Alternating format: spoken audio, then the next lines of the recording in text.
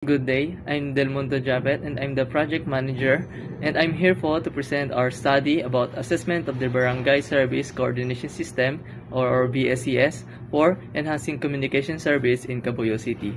First is I'll introduce my team members.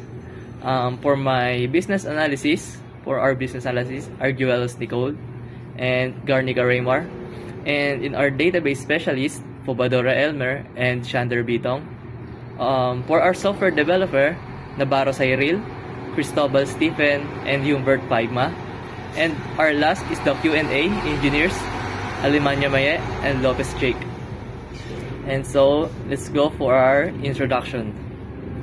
So, as one of the rapidly growing urban and industrial centers in Laguna, Cabuyao City has seen its population swell to approximately about 355,000 plus across, and it's already have a 18 barangay cross out in the entire Cabuyao. In recent years, matching the country's national digitalization push, the local government has begun to adopt their digital tools such as using Facebook as their community for community updates, and this moves to demonstrate an important shift towards the meeting and for the local residents' expectation for speed and stability in service delivery. However, despite this advancement, our analysis reveals that a critical disconnect from their current system in the local barangays, which means it is fragmented or it is unpolished, and they always relying heavily on platforms like Facebook, which is for the key for their communication. This dependence has created an information system that is not well organized, making the data management gathering has become difficult. More importantly, this fragment approach has led to unintended accessibility barriers. Many residents, especially with those limited digital literacy or people in their geographical local constraints, have a struggle to get a basic information or help from the officials in their barangays. Still, we found that the service are inconsistent. With this document request upon ending up email With these documents requests, upon ending up in their email boxes or spreadsheets, they are using a billboard to display the information of their residents. So with that, this manual process is prone to data loss, mistakes, or human error. With that, these gaps between the system design and the community needs highlights a crystal clear necessity for a more adaptive and inclusive solutions. Next is agriculture to industry. Cabuyao used to be mostly a farming area. Over time, it grew quickly and became an urban industrial city. This changes was officially recognized when Cabuyao became a city in 2012. As for more factories and business moves in the city of Cabuyao, this created many job opportunities and because of this, more people moved to the Cabuyao and companies for both local and international setups operations. This growth helped boost the city economy and populations. Next is the urban-rural complexity. Cabuyao may be a city, but its population is very mixed. Some areas look modern and urban, and some are full of factories, while others still like quiet farming communities. Because of these different groups of people live in one place, the government has a harder job for officials to meet their needs of their people in a city of a modern life. And with those needs, the living a simpler rural life. This because their needs are very different, and it can be put a pressure on how service are planned and delivered. With that, the barangays such as Barangay Baclaran, Mamatid, Golo de Mabuhay have pioneered this shift.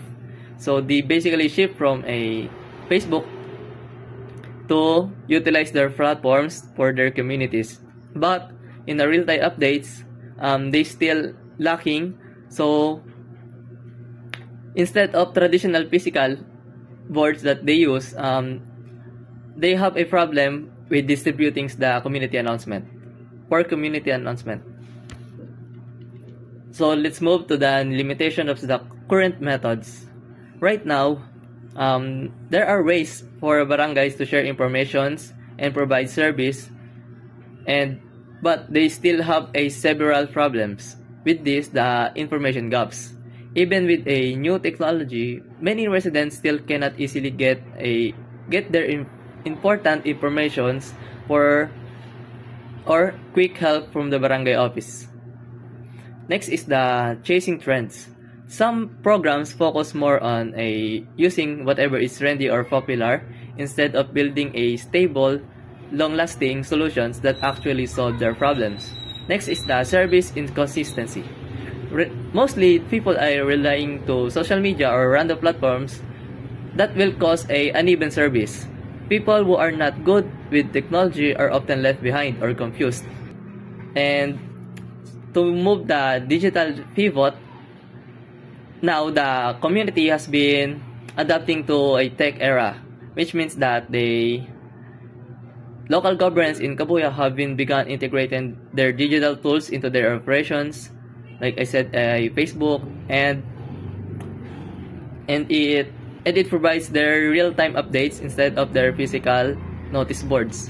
So to that, we introduced the system called BSCS, Barangay Service Coordination System, that helps a local barangays to centralize their government tasks, streamline requests, and ensure that the digital translate to functional for their community.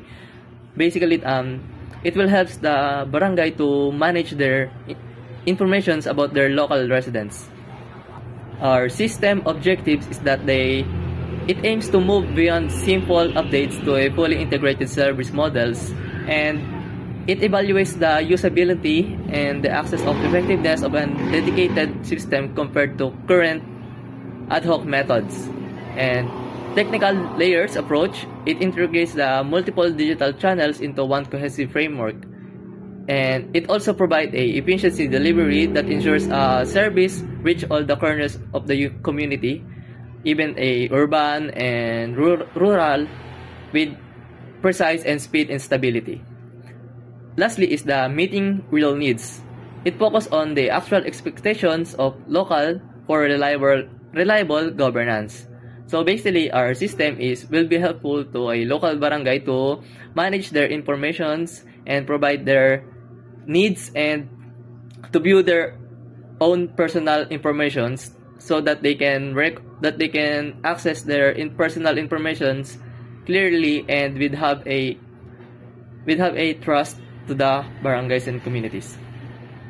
So the next presenters is about a analysis of the current system that will be explained by Raymar Garnica.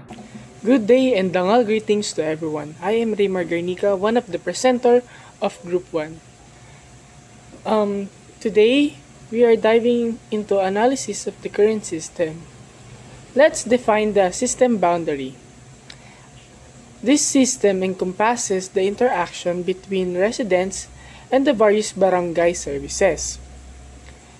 It is not just an internal system, it extends outward and includes external entities like the city government and the various third-party services.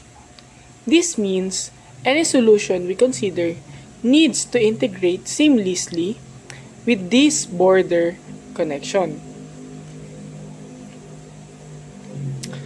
Next, let's look at the stakeholders and core components. The people involved are primarily the barangay officials and the staffs who are responsible for managing the system, and critically, the residents who are initiate and utilize these services.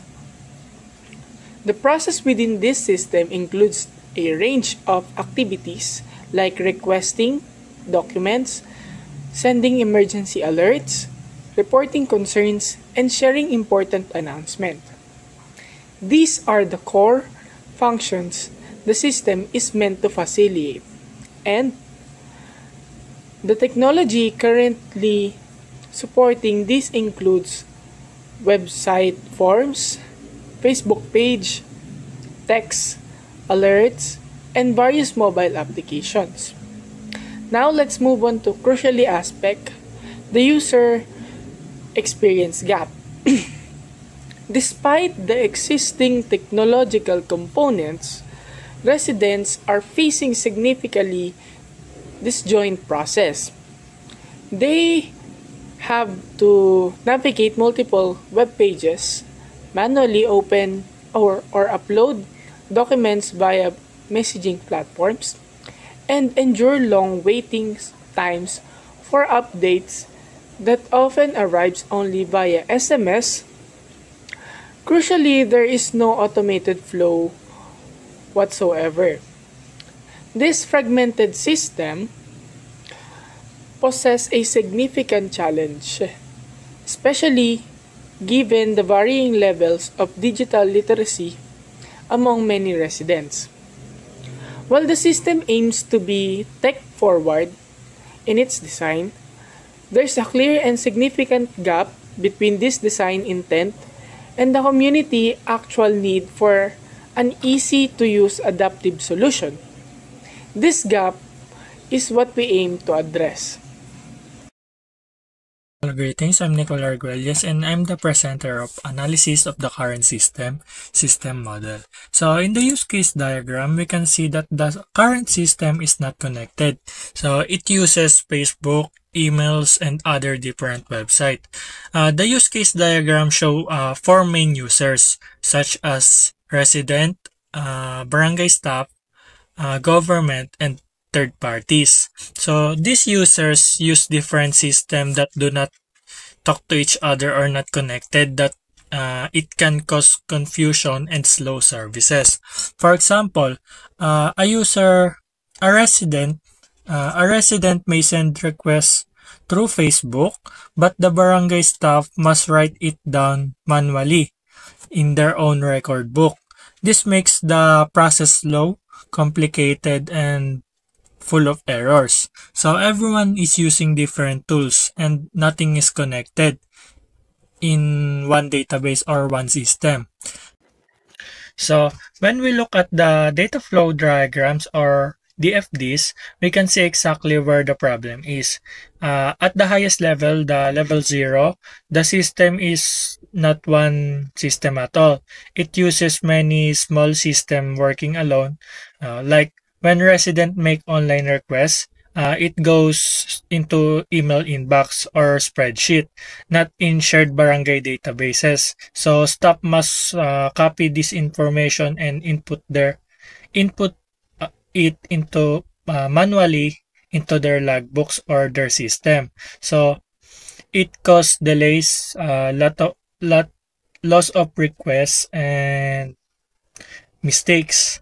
So there's no automatic way to track status or send updates, so residents will need to wait longer and staff are overworked. So the current flow of information is broken and inefficient. So to fix this problem, we propose the Barangay Service Coordination System or BSCS. BSCS is a single unified platform that replaces all those small systems that are not connected.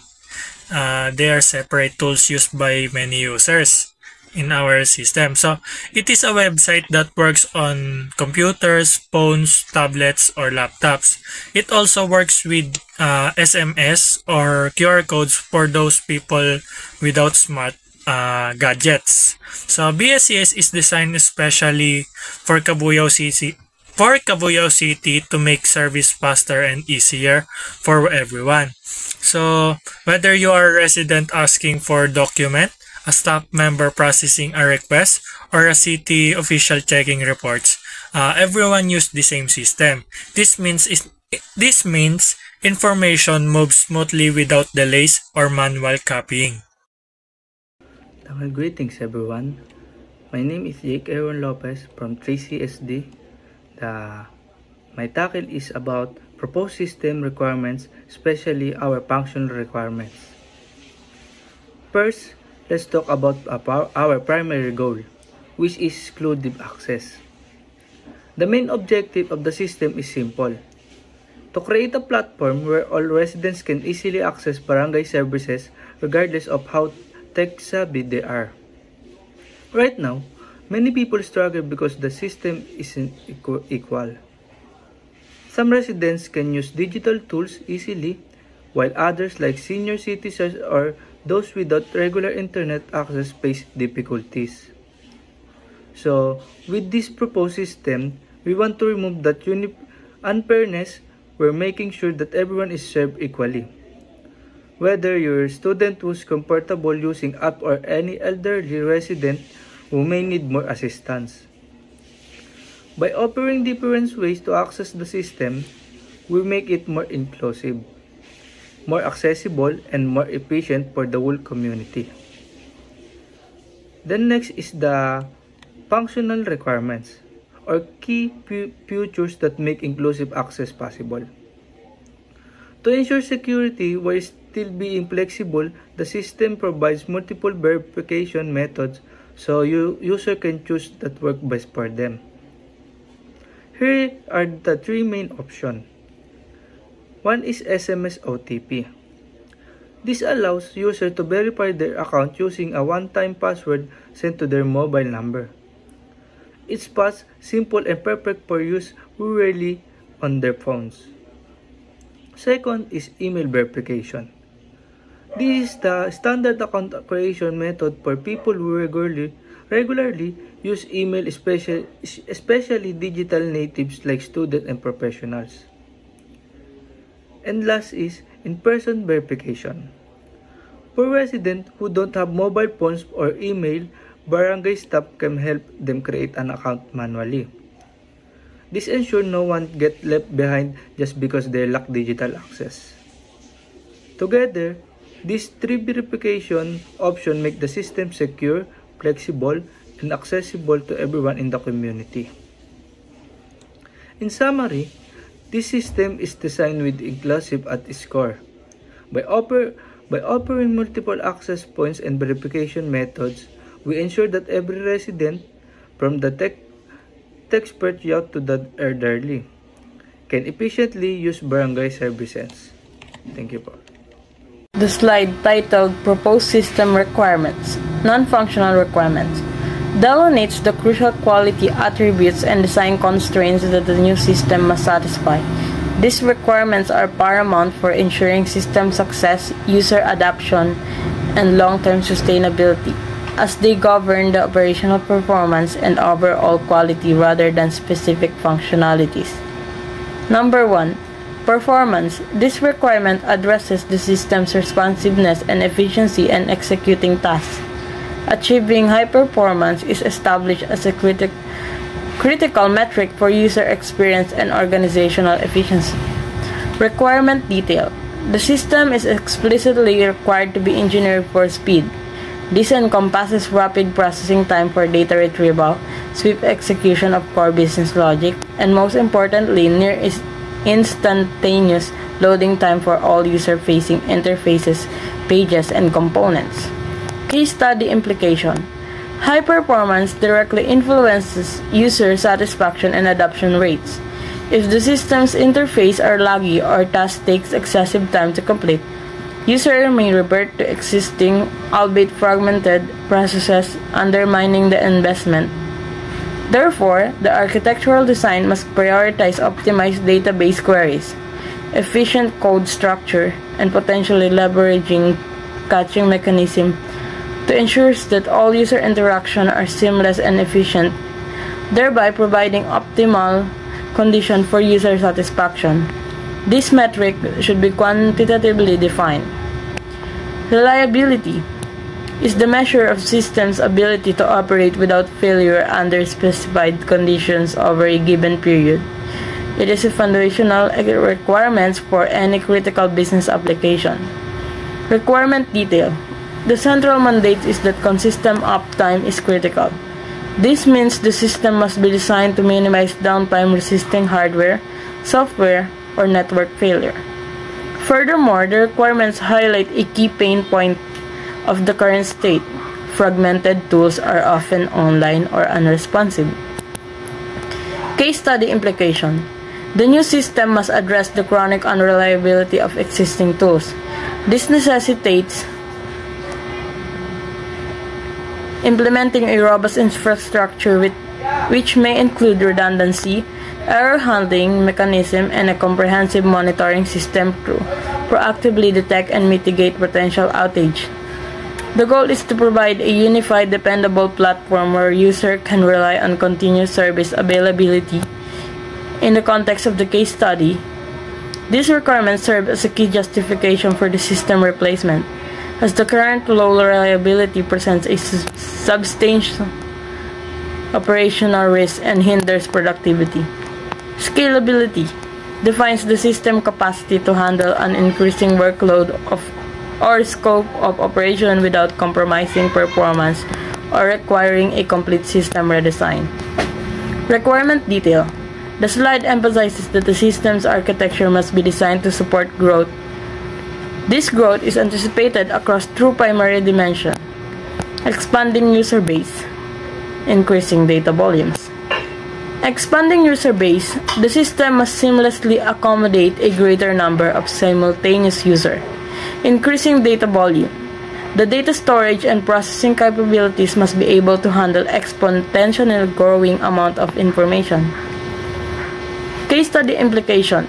This is a forward-looking requirement, essential for providing the system long-term viability and return on investment. By designing a system that can grow and adapt efficiently, the organization avoids costly replatforming exercise in the near future. The case study should confirm that the chosen technology stack and architectural pattern inherently support horizontal or vertical scaling to meet project growth metric over the next 3 to 5 years. This strategic design ensures that the system can sustain the organization's expansion objective. So, dangal greetings everyone. So, these are our proposed system requirements using the Moscow method. So, ano nga ba yung Moscow method na tinatawag natin? Meaning, we must have, should have, and could have, and won't have. So, sa ating must-have requirements, unified platform for all barangay requests. So, these are the essential features needed for the system to work at all. So, they fix the most serious problems such as system failures, security issues, or barriers that stop residents from accessing basic service. So, ano nga ba to? So, ito yung mga critical features ng system. So, these are the features that the system cannot function without. So, in our project, a key example is the unified platform for all barangay requests. So, this is the essential because it allows residents to submit and monitor their requests in one centralized system. So, dito naman tayo sa should have requirements. Should have requirements. So, advanced workflow configuration. So, these features make the system better and easier to use, but are necessary at first. They can be added later if needed due to the time or budget limits. So, itong features na to ay important that greatly improve the system, but the system can still operate without them at the start. So, itong feature na to is better and more efficient. So, they can be added later if we have the time and or budget. So, let's go to the could have requirements.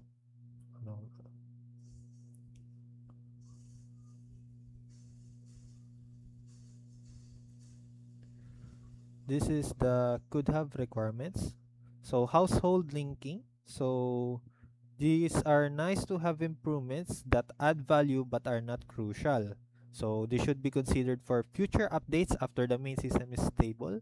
Not having them does not affect the system main purpose. So, Ito nga, ang example natin si household linking.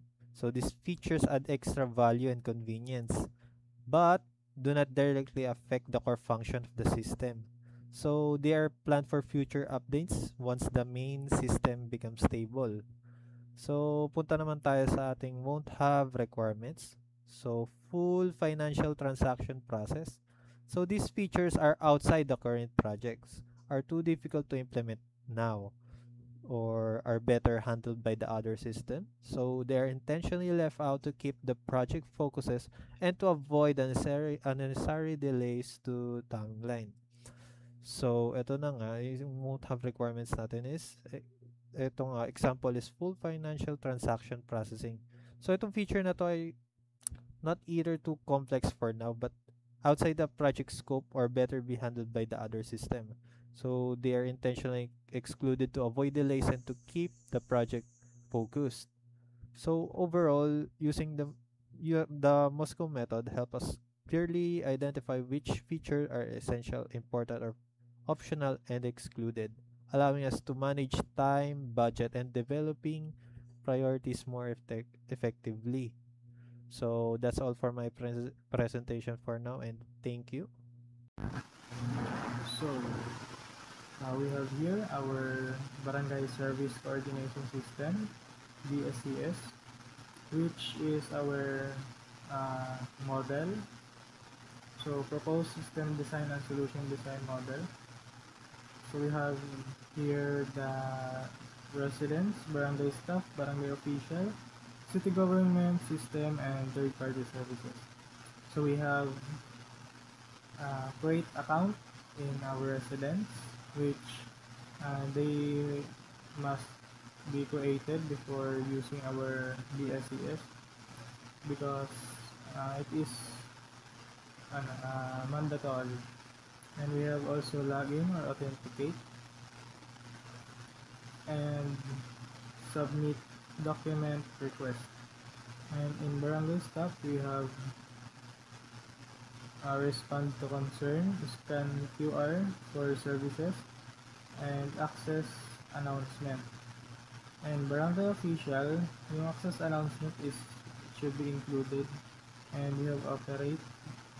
And in our city government system, we have received reports, approved requests, and monitor system dashboard, and generate report. And our third-party services, we have system email verification. So, ang login or authenticate is naka-include siya sa verify resident identity. And then yung verify resident identity is naka-extend naman siya sa approve request. And then yung submit document request is naka-include naman siya sa update request ng documents. And then yung update request is extend siya sa monitor system dashboard. And then yung generate reports naman is naka-extend din siya sa monitor system dashboard, since sa pagmamonitor is mag-generate din ng reports. And then sa ating barangay official, we have operate. And then sa third party natin, we have send email verification, since every authenticate ng resident is need mag-send ng verification email yung third party services. And yung barangay staff naman is mandatory sa kanila yung mag-scan ng QR for services. Kaya minsan tinatanong tayo sa mga barangay kung may data tayo, kasi since need natin mag feedback, no? And then sa ating access announcement, so yung barangay staff at barangay officials, sila din yung may access sa announcement. Yung sila yung may kakayahang mag-announce, and then sila din yung may kakayahang magbigay ng information sa mga tao officially. And then yung naman, city government system, sila yung nag-approve ng request from residents, and sila din yung nakaka-receive ng mga reports. para ibigay sa barangay staff at barangay official.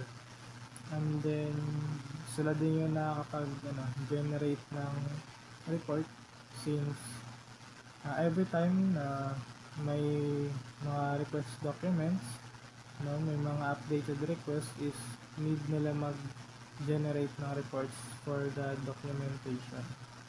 So, ayun lang po.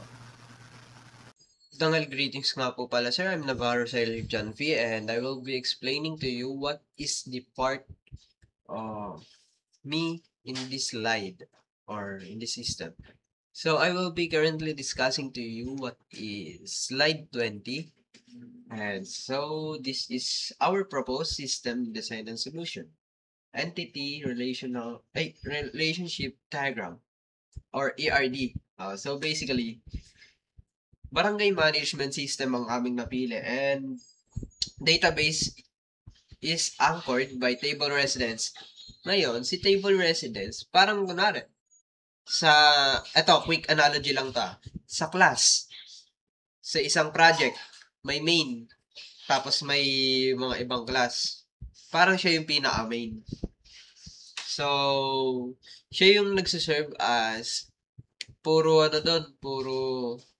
transaction yung nangyayari sa kanya. Yan. Ayan, core entity related and link to all transactional and operational data. So, residents are associated with their physical and contact information via table household. Yan. While core barangay services, including, ay yung mga services na yan, ay yung mga transactional. Kunwari, may gustong mag-complain, gustong mag-verify ng mga details, kunwari, para malaman na taga doon siya sa barangay na yun. Ayan, dyan sila kukuha sa barangay system namin. Administrative functions handled by table officials, staffs, and users. Sila yung nagme-maintain ng system. For system access control. All actions within the system are logged in table log for audit and traceability, and community events are documented through table activity and its corresponding attachment in table activity app. Dito naman is papasok yung logging system. Kunwari, kay user, tawag ka,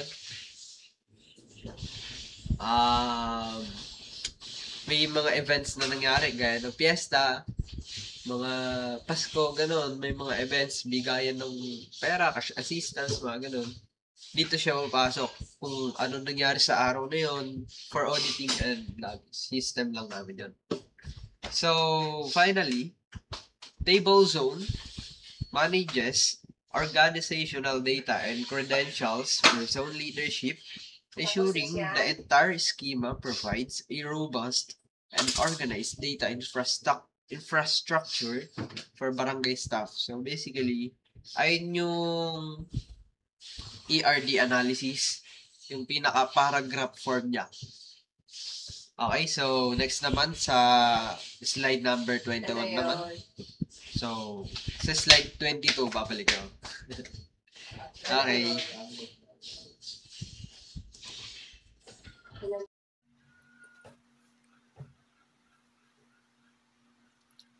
Hi, I'm Humbert Kenji C. Paigma, and I will tackle the proposed system design and solution technology recommendation. Client-side hardware for residents. Given the web-based client-server design of the BSCS, the hardware requirements for residents are intentionally minimal to maximize accessibility and ease of use. For the device, any modern smartphone, tablet, or computer. For software, an updated web browser, Chrome, Firefox, Safari, and Edge. minimum specification, at least 2 GB RAM and a stable internet connection.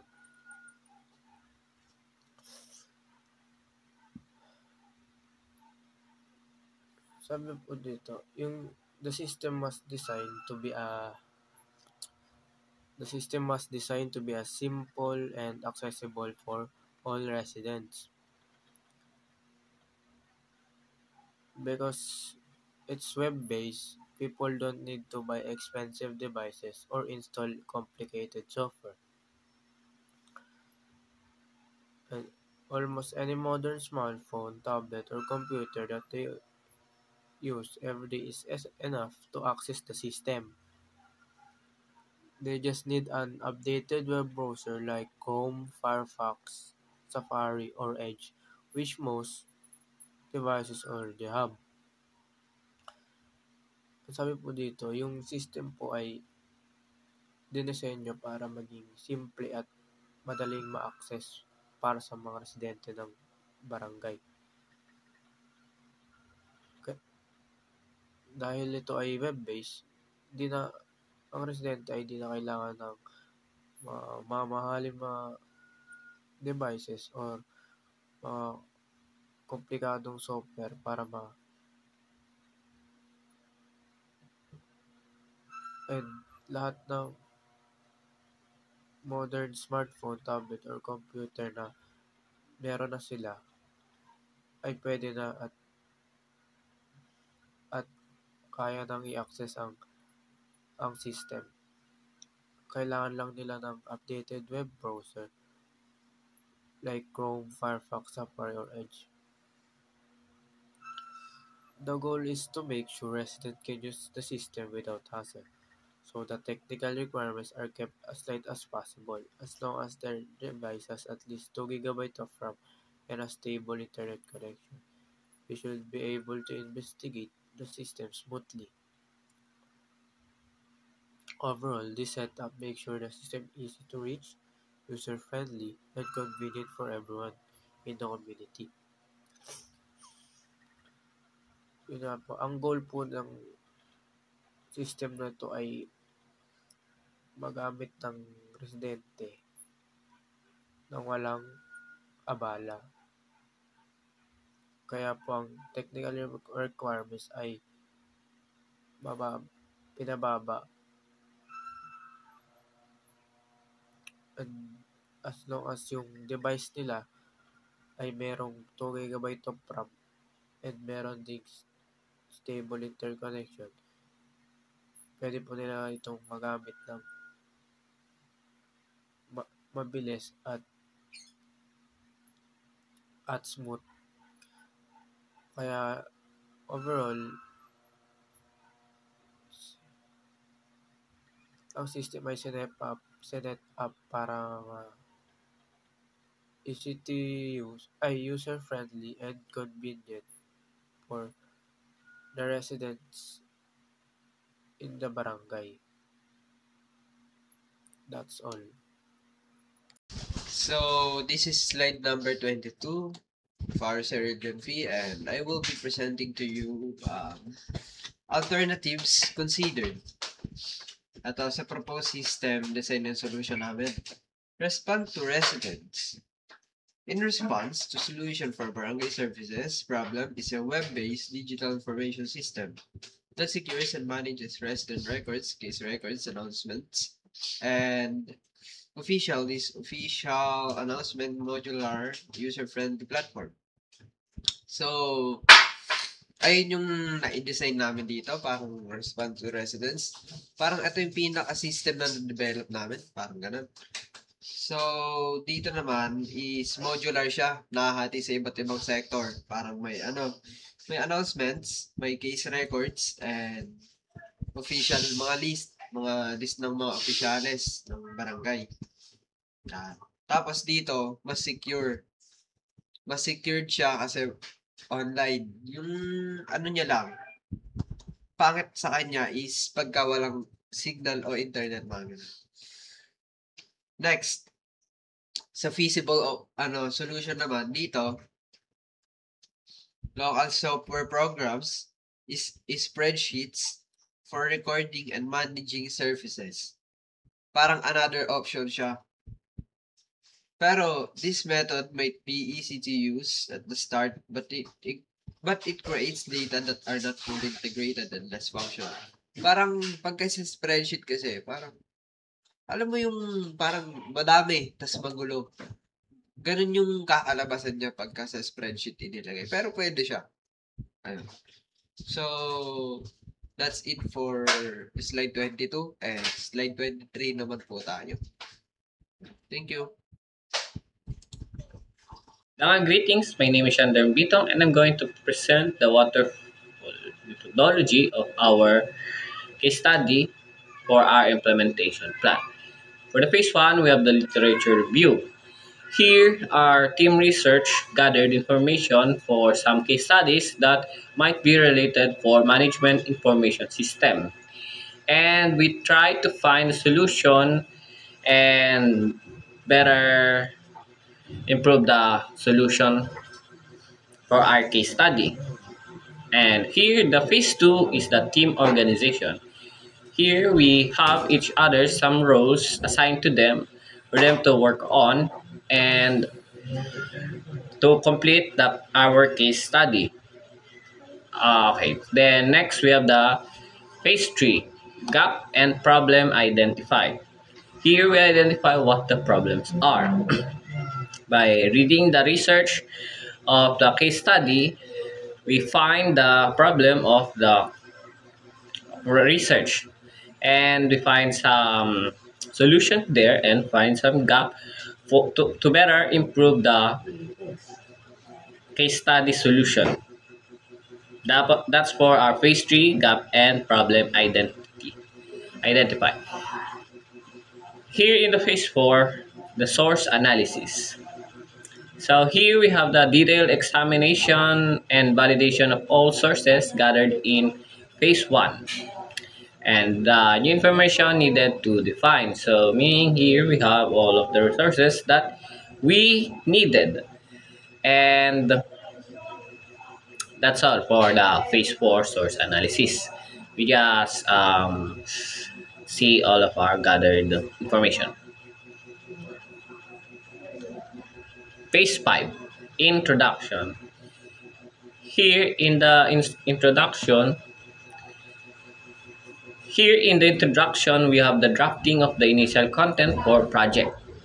So this phase focuses on introduction only, where we have the content of the research, the case study, and we have the problems, solutions, and our improved solutions here in the introduction.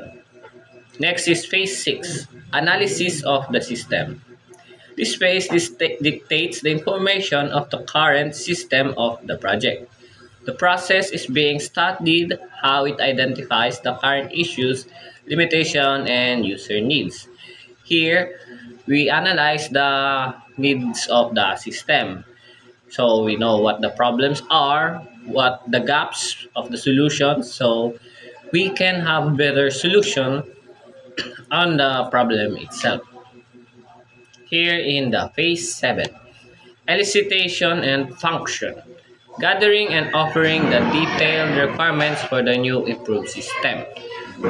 So we gathered all of the detailed requirements and define for the new improved system. And this involves how these features are essential for the system. Here in the phase 7, elicitation and function, so we have the gathered detailed information and needed for our system, and we know what the features are essential for our system based on that. Lastly, the phase 8, design model. So we have all of our information that is needed.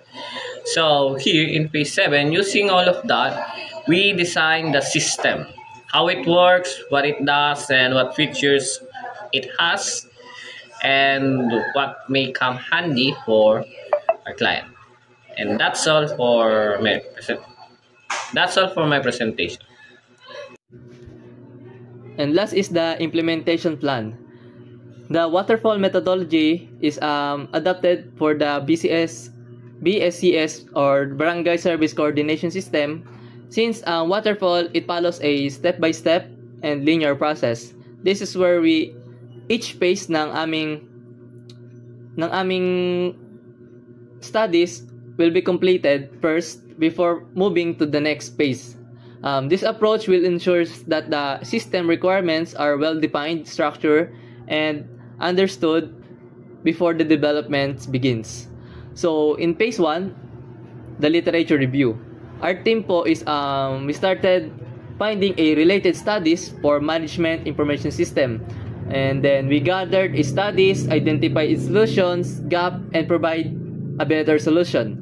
And we present this to our prof to review what are the findings and what is need to define and provide a better and alternative solutions. Next is the phase 2, which is the team organization. Me as a project manager or project manager, I established a formally role for our teammates, and those teammates they have a specific role of each member. And next is the phase 3, gap and problem identity. We identified the base of initial research from the literature review. The team pinpoints the gap specific or challenge the proposed solution must address. And to go on that, we have a conclusion. Since I'm not presenting this anymore, the waterfall methodology, because it will be presented by another presenters, I will be proceeding to conclusions. The conclusion is not merely an IT upgrade, basically the BSCS. So I move to conclusion, since it will be presented by another presenters, the waterfall methodology. Conclusion. The BSCS is not merely an IT upgrade, but a strategic transformation for Cabuyao City. And the entire development and evaluation of the e-barangay system addresses the document deficiencies of manual service processing, namely its error-prone, time-consuming, and insecure service. Basically, what we find in our related study is that the system for MIS for barangay is not really developed, but have a more gap to their studies. Basically, the gap of their studies is that they don't have a specific target, and also those who are using the system will provide a constraint to other people. For example, the people who are in the geographical constraint, or people who have a poor connection, people who have a no digital literacy, that will act as a fragmented system that will act as a fragmented system that will constrain all the residents to that barangay. And since the result of our study, the BSCS coordination system stands a comprehensive website. Basically, it is a client-server solutions that unified all the essential communications and service workflows.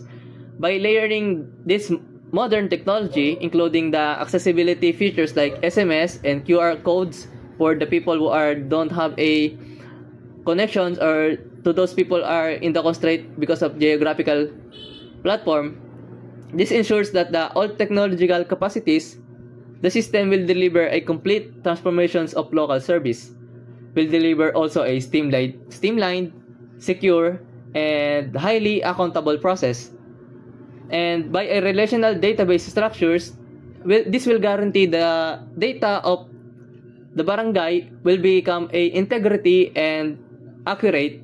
Also, it will provide a trust to the community and will help them to identify their own personal informations easily without having too much work for the system. And that's all for our presenting, and thank you.